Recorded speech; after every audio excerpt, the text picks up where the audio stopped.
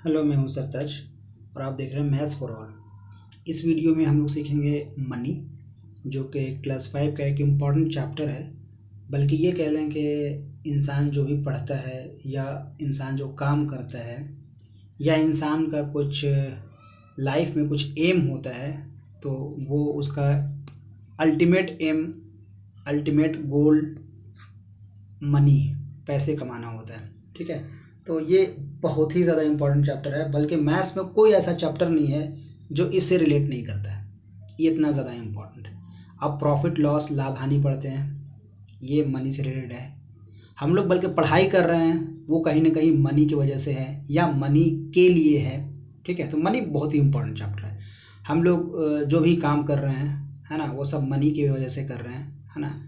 और सारा काम कहीं ना कहीं मनी के अराउंड घूमता है, मनी के इर्द गिर्द, पैसे के इर्द गिर्द हम लोग घूमते हैं। तो पैसा इतना ज़्यादा इम्पोर्टेंट है। पैसा कमाने के लिए या फिर पैसे को खर्च करने के लिए या पैसे को बचाने के लिए पैसे का इल्म होना ज़रूरी है।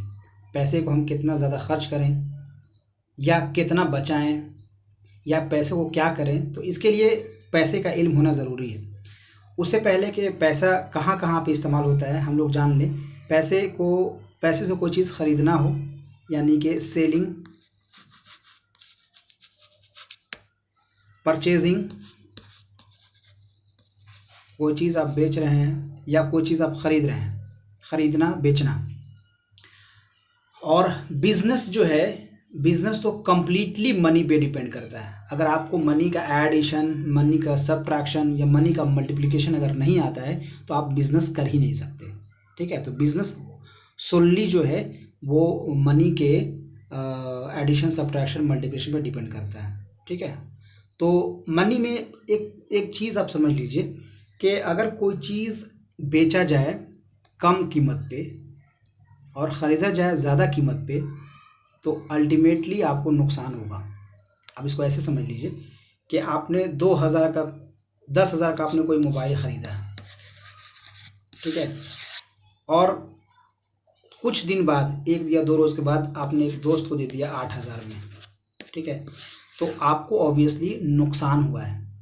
तो जो जितने में कोई सामान ख़रीदा जाता है उसे हम लोग कहते हैं कॉस्ट प्राइस, कॉस्ट प्राइस, या इसको हम लोग कहते हैं क्रय मूल्य, हिंदी में क्रय मूल्य। ठीक है, और जो बेचने वाला है उसे कहते हैं सेलिंग प्राइस, सेलिंग प्राइस, उसे हम कहते हैं विक्रय मूल्य। विक्रय मतलब बेचना, विक्रय मूल्य। ठीक है, तो अगर आपने कम में ख़रीदा, ज़्यादा में बेच रहे हैं तो फ़ायदा होगा, लाभ होगा। और आपने अगर ज़्यादा में ख़रीदा और कम में बेच रहे हैं तो आपका अल्टीमेटली नुकसान होगा। ठीक है, तो ये चीज़ आपको पता होना चाहिए। दूसरी बात कि कभी कभी हम लोग कोई सामान ख़रीदते हैं तो ख़रीदते कुछ और में हैं और उसको पता नहीं लगता है कि उसको हम कितना में बेचें। जैसे कि एक एग्ज़ाम्पल लेते हैं, आपको ये समझ में आ जाएगा। देखिए, हमने 10 कॉपीज़ ख़रीदी, है ना, और उसके लिए मैंने पे किया है 200 रुपये। तो अब मुझे 15 कॉपी ख़रीदनी है, 15 कॉपी ख़रीदनी है, तो हम कितना पे करें। ठीक है, ऐसे आप दिमाग लगाइएगा तो आप निकाल सकते हैं। 10 कॉपी का तो दाम 200 रुपये है, तो 10 कॉपी का दाम हो गया 200 रुपये। अब 5 कॉपी का कितना दाम हुआ? 10 कॉपी का दाम है 200 रुपये, तो 5 कॉपी का दाम हुआ 100 रुपये। तो 15 कॉपी का दाम हो गया 10 + 5 यानी कि 200 + 100 रुपये, यानी कि 300 रुपये। ये हुआ आंसर। आंसर सही है, लेकिन क्या हमेशा ऐसा करना सही होगा? यहाँ तो 10 से डिविजिबल था, ऐसा नंबर जो था जो 10 से डिवाइड हो जा रहा था, लेकिन हमेशा ऐसा नहीं होगा। जैसे कि एक एग्जांपल आपको लेते हैं दोबारा से, इसको मैं डिलीट कर देता हूँ, थोड़ा सा वेट कीजिएगा। एक और मैं एग्जांपल लेता हूँ। जैसे कि एक गाड़ी है, ठीक है ना, कार है जो 5 लीटर 5 लीटर पेट्रोल में 230 किलोमीटर चल जाती है।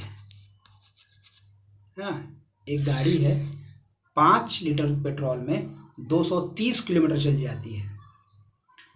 तो आप बताइए कि 150 किलोमीटर जाने में 150 किलोमीटर जाने में यानी 150 किलोमीटर जाने में कितना पेट्रोल लगेगा। आप कितना भी दिमाग लगा लीजिए, आपसे सॉल्व नहीं होगा। इवन के मुझसे भी सॉल्व नहीं होगा अगर हमने डायरेक्ट उस तरह से निकाला जिस तरह से पहले निकाला था ना। 15 कॉपी का दाम 10 कॉपी का निकाल लिया, 5 कॉपी का आधा होगा, तो मैंने ऐड कर दिया 200 प्लस 200 का आधा 100 रुपये यानी 300 रुपये। इसमें आप करके देख लीजिए, किसी भी सूरत में आपसे नहीं निकलेगा, इवन के हमसे भी नहीं निकलेगा। तो यहाँ पे हम कैसे निकालें, है ना, उस मेथड को हम लोग कहते हैं यूनिटरी मेथड। ठीक है, जिस मेथड से अगर ज़्यादा का दाम पता है तो कम का दाम कैसे पता करेंगे, या उससे ज़्यादा का भी दाम कैसे पता करेंगे। यानी कि 230 का अगर पता है कि 5 है, तो ये सिर्फ इस इंफॉर्मेशन की मदद से आप कुछ भी निकाल सकते हैं। 10 लीटर में कितना जाएगी, 20 लीटर में कितना जाएगी, 2.5 लीटर में कितना जाएगी, सब निकाल लेंगे। या फिर उल्टा, इधर के बजाय इधर का इंफॉर्मेशन पूछेगा आपसे कि 150 किलोमीटर कितने में जाएगी, या फिर 1000 किलोमीटर चलना है कितना पेट्रोल लगेगा, या 5000 किलोमीटर चलना है कितना पेट्रोल लगेगा। तो इधर का इन्फॉर्मेशन पूछे तो ये आप निकाल लेंगे, या इधर का इन्फॉर्मेशन पूछे कि हमको 20 लीटर पेट्रोल है मेरे पास, तो वो 20 लीटर में कितना किलोमीटर जाएगी, या 22.5 लीटर पेट्रोल है तो कितना जाएगी, तो आप निकाल लेंगे। तो कोई एक ये इन्फॉर्मेशन दिया हुआ है, सिर्फ एक इन्फॉर्मेशन, इतना लीटर में कितना जा रही है, अगर ये अगर पता है तो आप कुछ भी निकाल लेंगे। या तो पूछ देगा कि 150 किलोमीटर कितने में कितना पेट्रोल लगेगा, या फिर 20 लीटर 50 लीटर 1000 लीटर में कितना जाएगी, आप निकाल लीजिएगा। इस मेथड को हम लोग कहते हैं यूनिटरी मेथड, और हिंदी में कहते हैं एक नियम, एक नियम। ठीक है, हालांकि कई सारे मेथड्स हैं इसको सॉल्व करने का, लेकिन हम लोग को सीखना है यूनिटरी मेथड। ठीक है, चलिए देखते हैं, एक एग्जांपल लेता हूं और आपको बताते हैं कि कैसे सॉल्व करते हैं। ठीक है, चलिए देखिएगा।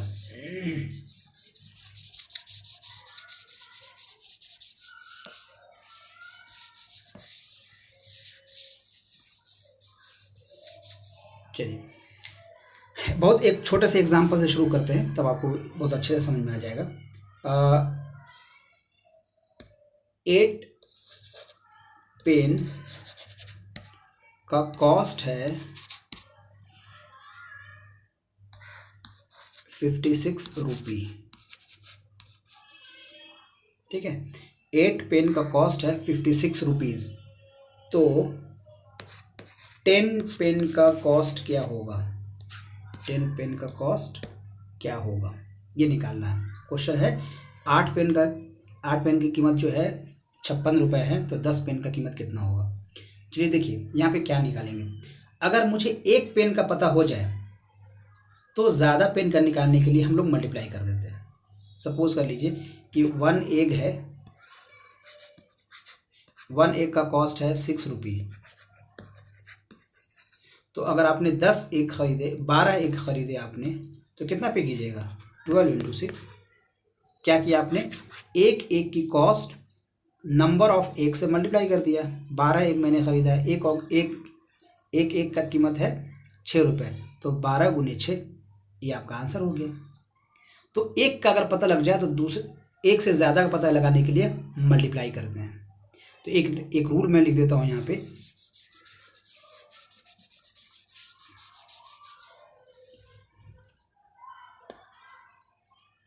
अगर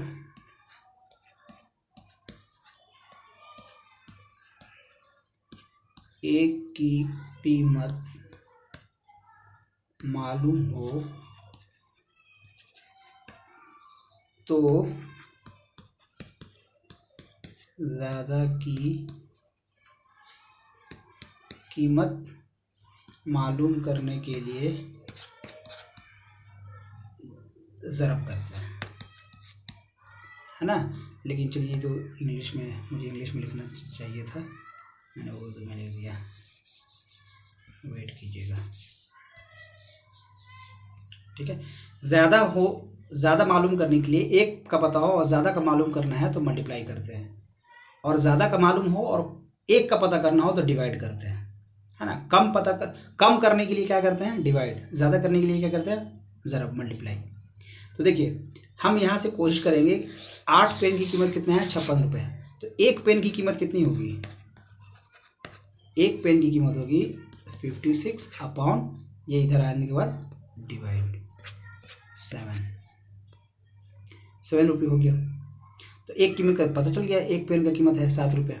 तो 10 पेन का कीमत कितना हो गया, 10 पेन की कीमत हो गई 7 इंटू 10 यानी कि 70। ठीक है, इसे कहते हैं एक एक नियम। ठीक है, यूनिटरी मेथड। चलिए एक और एग्जांपल लेते हैं इसी तरह का, ताकि आपको ये बहुत ज़्यादा क्लियर हो जाए। अच्छा डिलीट क्यों कर रहे हैं, इसमें ऐड कर दे रहे हैं। चलिए देखिए,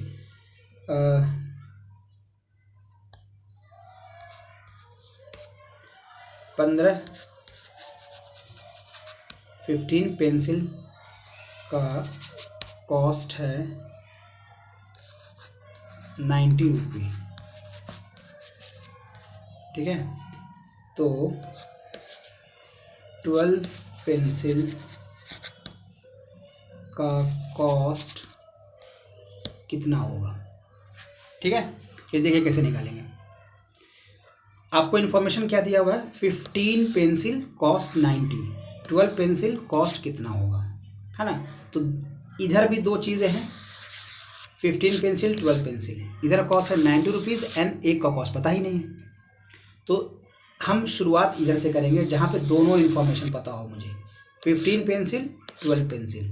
तो हम शुरू करेंगे कि 15 पेंसिल का कॉस्ट 90 रुपीज़ है, तो एक पेंसिल का कॉस्ट हो गया 90 अपॉन 15, 6 रुपये। तो 12 पेंसिल का कॉस्ट हो जाएगा 12 इंटू 6, 72 रुपीज़। ठीक है, ये सही तरीका है। अब देखिए, अब अगर ये उल्टा होता, उल्टा का मतलब ये होता कि 15 पेंसिल का कॉस्ट दिया होता, फिर से देखिए 15 पेंसिल का कॉस्ट 90 रुपीज़ और 270 रुपीज़ में कितना पेन खरीदा जाएगा। समझिएगा फिर से, 15 पेंसिल 90 रुपये में आपने ख़रीदा, तो 270 रुपये में कितना पेंसिल होगा ये आपको नहीं पता। तो क्या करेंगे, दोनों चीज़ इधर पता है तो इधर से शुरू करेंगे। क्या लिखेंगे, 90 रुपये में 15 पेंसिल ख़रीदा जा रहा है, तो 1 रुपये में कितना पेंसिल ख़रीदा जाएगा, 15 अपॉन 90। अब इसको कट नहीं करें तो छोड़ दीजिए, कोई दिक्कत नहीं है।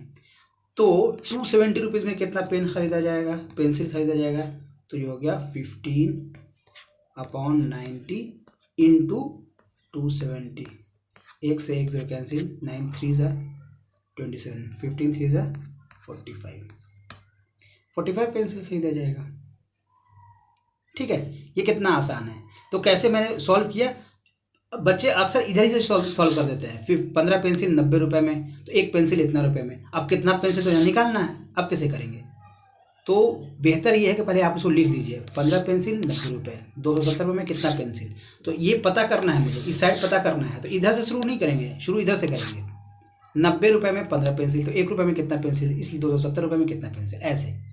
ठीक है, तो जिधर दोनों इन्फॉर्मेशन पता हो ना, शुरू उधर से करेंगे। चलिए एक और एग्जाम्पल लेते हैं तो आपको बहुत ज़्यादा क्लियर हो जाएगा।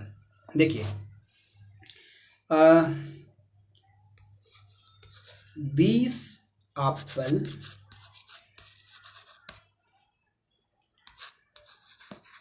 100 रुपये में। ठीक है, ऐसा होता नहीं है, किलो में बिकता है ऐसे, तो लेकिन हम मान के चल रहा है 20 एप्पल 100 रुपये में ख़रीदा जा रहा है। ठीक है, तो 500 में कितना एप्पल मिलेगा। देखिए कितना एप्पल मिलेगा मुझे नहीं पता। ठीक है, तो इधर पे एक इन्फॉर्मेशन पता है, ये पता नहीं है। यहाँ पे दोनों पता है, 100 रुपये और 500 रुपये। तो हम शुरू इधर से करेंगे। क्या लिखेंगे, लिखेंगे इन 100 रुपये 20 एप्पल कैन बी बॉट, ठीक है ना। 100 रुपये में 20 एप्पल, तो 1 रुपये में कितना एप्पल खरीदेगा, कम खरीदेंगे, तो कम के लिए डिवाइड करते हैं 20/100 हो गया। अब 500 रुपये में कितना एप्पल, तो 500 के लिए ज़्यादा हो जाएगा, तो ज़्यादा के लिए मल्टीप्लाई 20/100 × 500, तो ये 2 से 2 कैंसिल, 5 × 2 10 यानी 100 एप्पल ख़रीदा जाएगा, ठीक है। तो आप ऐसे भी जोड़ के देख सकते हैं, 100 रुपये में 20 एप्पल, तो 200 रुपये में 40, 300 रुपये में 60, 400 रुपये में 80, 500 रुपये में 100, ठीक है। आप ऐसे भी कर सकते हैं, ये मैंने आसान लिया था क्वेश्चन, इसलिए आपने ऐसे भी कर लिया। लेकिन अगर ये डेसिमल होता तो आपसे फिर मुश्किल हो जाता, आपसे नहीं, ये टीचर से भी मुश्किल हो जाता है सॉल्व करना, ठीक है। चलिए एक और एग्जांपल लेते हैं इसी तरह का, ये आपको सॉल्व करना है, ठीक है ना। इसे आप समझ लीजिए होमवर्क है, ठीक है। Cost of 8 eraser, cost of 8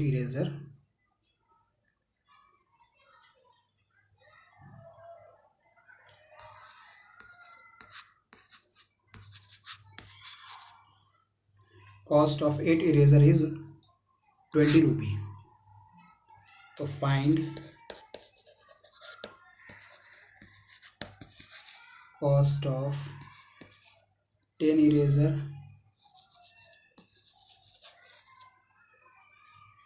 and 15 eraser, ठीक है। कॉस्ट ऑफ 8 इरेजर, 8 रबर का दाम, मिटाने वाला रबर का दाम जो है 20 रुपये है, तो 10 इरेजर का दाम कितना होगा और 15 इरेजर का दाम कितना होगा।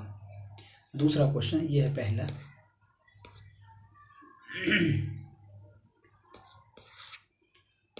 दूसरा क्वेश्चन है कि cost of 30 egg, cost of 30 egg है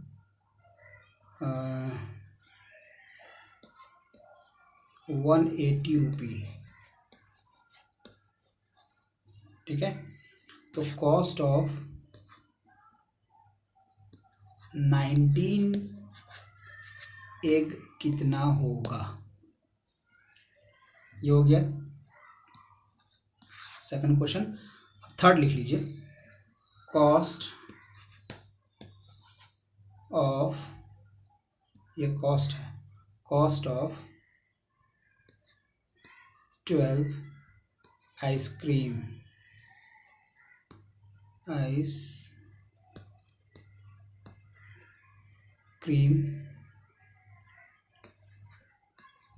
96 रुपी, कॉस्ट ऑफ, ये 96 लिखा हुआ है, कॉस्ट ऑफ 12 आइसक्रीम 96 रुपी। तो कॉस्ट ऑफ 35 आइसक्रीम कितना होगा, ये क्वेश्चन मार्क है, ठीक है ना।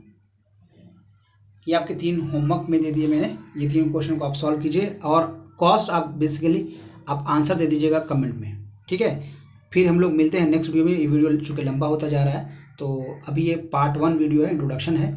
इसी तरह से दूसरा तीसरा वीडियो में आपको ये अच्छे से समझ में आ जाएगा। फिर हम लोग मिलेंगे नेक्स्ट वीडियो में, और तब तक के लिए थैंक यू।